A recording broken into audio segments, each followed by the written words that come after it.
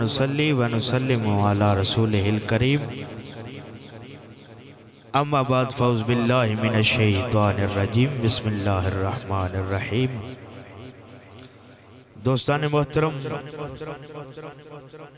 الحمدللہ رب العالمین، رمضان کریم دا مہینہ جاری و ساری ہے۔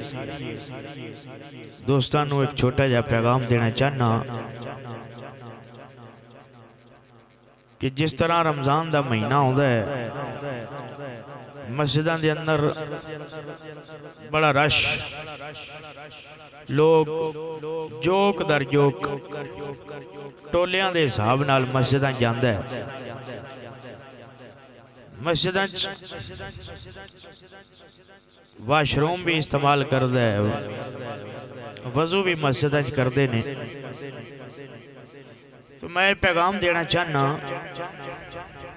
کہ مسجدوں دے اندر جڑا واش روم دا انتظام ہوتا ہے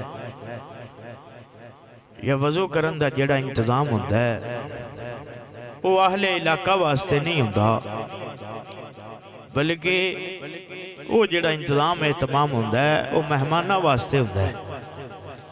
اساں اکثر مسجداں جدو جانے ہیں جڑی نماز ٹائم بھی اتھے رش پیا ہوتا ہے، لیٹرینہ دے اگے پانچ بندے کھڑے ہوندے نے، کوئی وضو خانے دے کھڑے ہوندے نے تے گپا مار دے نے، ہزاراں قسم دے واہیات گلاں کر دے، روڑا پاندے بھی چھتی نکلو۔ تو گزارش یہ ہے کہ بندہ مسجد عبادت کرن جاندہ ہے، او دے واسطے ضروری یہ ہے کہ بندہ گھروں وضو کر کے جائے۔ جڑے اہل علاقہ نے انہاں دا حق بندا ہے کہ استنجا کرو کرن، وضو کرو کرن، تے مسجد جان صرف عبادت دے ارادے نال، استنجا کرن دے ارادے نال، وضو کرن دے ارادے نال مسجد دی طرف جانا یہ اہل علاقہ واسطے مناسب نہیں۔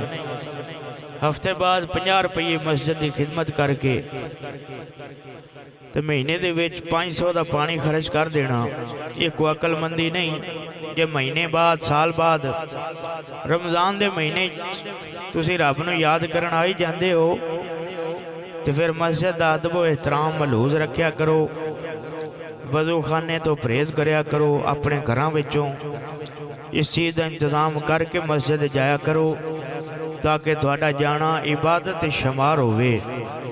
اللہ کریم دی بارگاہ دعائے، اللہ عمل دی توفیق عطا فرمائے۔